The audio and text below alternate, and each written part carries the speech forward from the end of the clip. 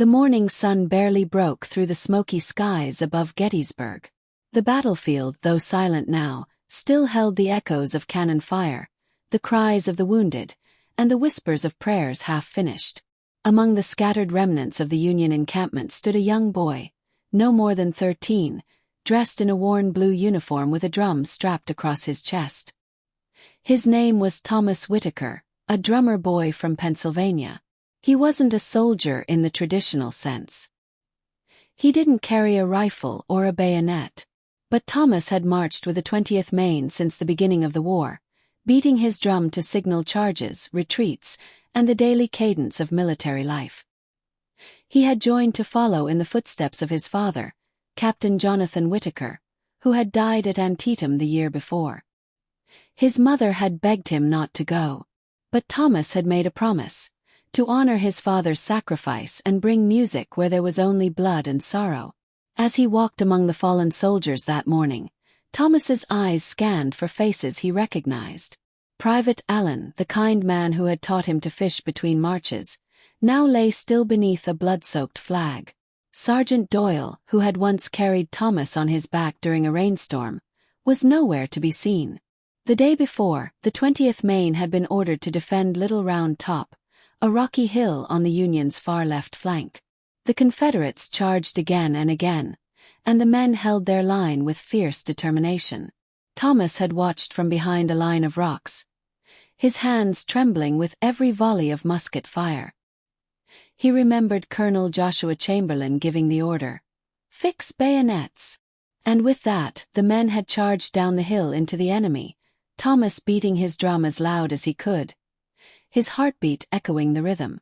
The Confederates, caught off guard, had broken ranks. Now, in the aftermath, Thomas wandered in silence.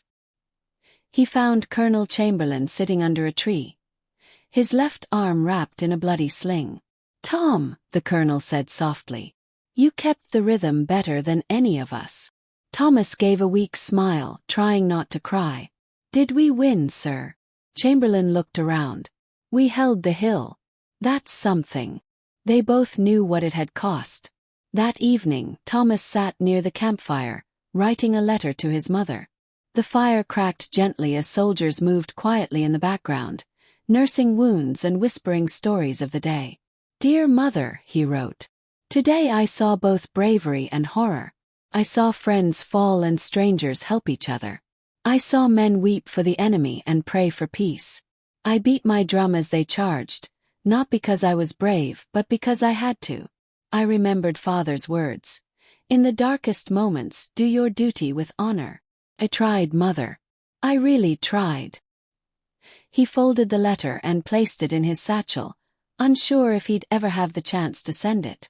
The next day, the Union forces prepared to move.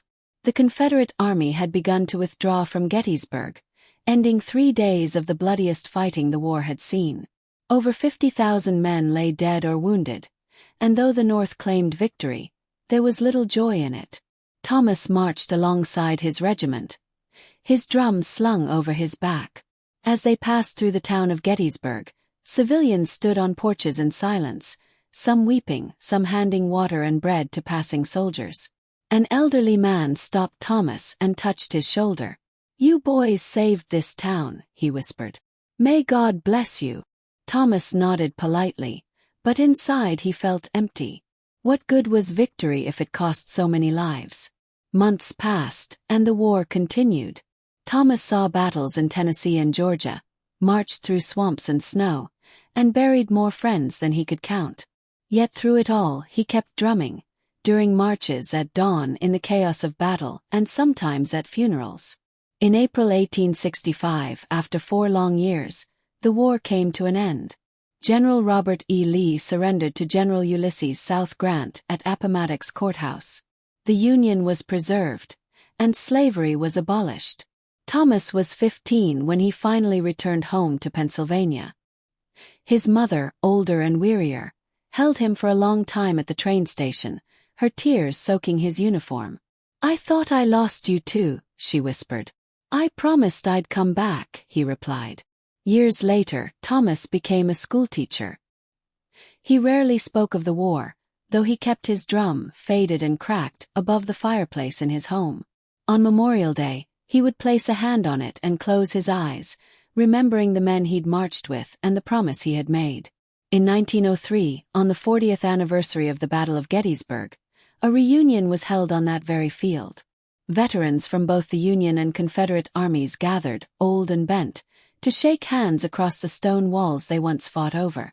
Thomas stood on Little Round Top, now covered in grass and wildflowers, and listened to the wind.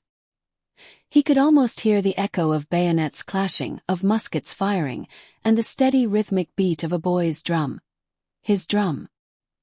He placed a small wooden cross where Sergeant Doyle had fallen and whispered, "We kept our promise." The Union held, and the nation healed. As the sun set, Thomas walked down the hill, the ghost of his younger self marching beside him, the drum silent now but never forgotten.